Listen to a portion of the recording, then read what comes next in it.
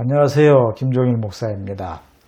오늘은 동굴에서 벗어나기라고 하는 주제로 생각을 해보려고 합니다. 우리는 종종 동굴 안에만 갇혀있는 그런 사람처럼 매우 좁은 생각을 갖고 살아가기가 쉽습니다. 그러다 보니까 자기 주장만 옳다고 생각해서 다른 의견을 가진 사람들과 마찰을 빚기가 십상입니다. 그래서 오늘은 우리가 어떤 동굴에 갇혀 있으며 어떻게 하면 동굴을 벗어날 수 있는지를 생각해 보겠습니다. 영국의 철학자 베이컨은 동굴의 우상에 대해서 이렇게 말한 바가 있습니다. 개인의 특수한 환경, 성격, 취향에서 생긴 편견을 말한다. 인간은 누구나 자기만의 동굴에 갇혀 편견에 사로잡히기 쉽다. 그래서 동굴에서 벗어나야 한다. 그러니까 편견이라는 것이죠. 그래서 자기만의 동굴에 갇혀 있는 것입니다. 여기에서 벗어나는 것은 참 중요한 일입니다. 그래서 동굴의 우상에 빠지게 되면 자신이 읽은 책, 존경하는 사람의 권위를 무조건 따른다든지 공들인 대상에 대해서 엄청난 애착을 갖는다든지 혐오, 집착에 따른 그런 편견이 심해집니다.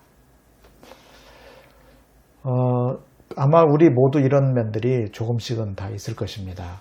저도 꽤나 해당되는 것 같습니다. 문제는 지나치는 데 있을 것입니다. 혹시나 지나친 면이 있는지를 살펴볼 일입니다. 그럼 우리가 어떻게 동굴의 우상에 빠져 있는지를 살펴보겠습니다. 먼저 기독교인들이 성경을 대하는 자세를 한번 생각해 보려고 합니다. 먼저 성경 문자주의가 있습니다. 성경 문자주의자들은 주로 이렇게 생각을 하죠. 성경은 1.1획도 오류가 없는 하나님의 말씀이다. 성경의 기록은 모두 역사, 과학적인 사실이다. 이것을 믿지 않으면 잘못된 신앙이다. 인본주의다. 혹은 자유주의다. 이런 식으로 생각을 합니다. 얼핏 겉으로 보기에는 굉장히 좋은 그런 믿음을 가지고 있는 것처럼 생각할 수도 있습니다. 상당히 많은 기독교인들이 이런 문자주의에 빠져 있습니다. 여러분들은 어떻습니까? 그런가 하면 현대 성서학적인 이해를 수용하는 분들도 많이 있습니다. 그래서 이런 입장을 갖고 있습니다.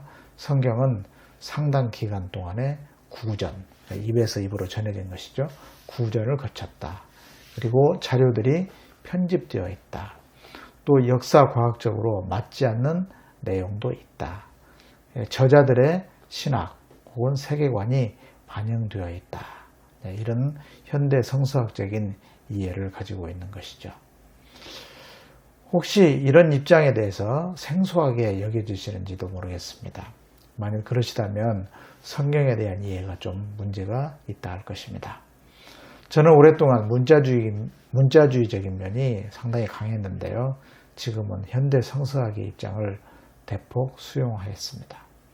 그 이유는 공부를 하면 할수록 현대 성서학적인 그런 입장이 더 사실에 훨씬 가깝다는 것을 확신하게 되었기 때문입니다.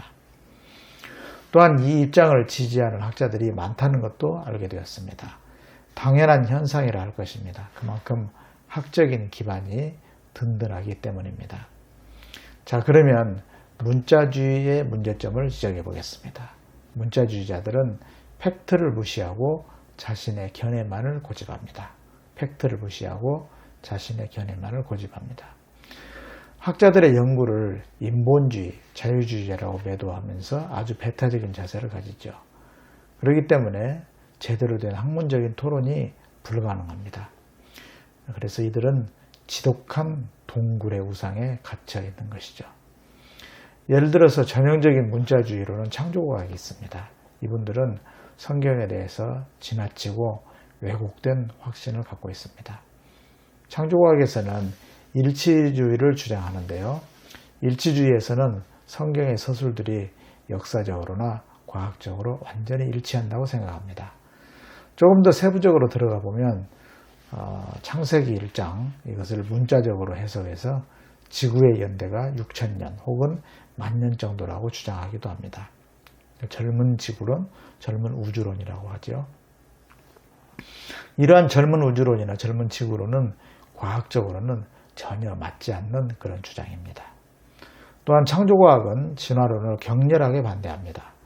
그러나 진화론은 이제 생명 기원을 설명하는 정설입니다. 우리는 하나님께서 진화적인 방식으로 창조하셨다는 것을 수용해야 합니다. 이것이 바른 신앙이고 상식인 것이죠. 창조과학의 잘못된 주장들은 많지만 이 정도만 말씀드리려고 합니다. 그리고 동굴에 갇힌 사람들은 이런 부분들에 대해서 혐오를 가지는 경우가 많습니다. 공산주의, 동성애, 이슬람, 유색인종, 여성 등 이런 부분에 대해서 혐오를 갖고 있어요. 그런데 우리가 좀 더 이런 부분에 대해서 진솔하게 접근해 본다면 무조건 배척해서는 안 될 점들이 많이 있습니다. 그럼에도 불구하고 묻지마 반대를 하면서 혐오를 조장합니다.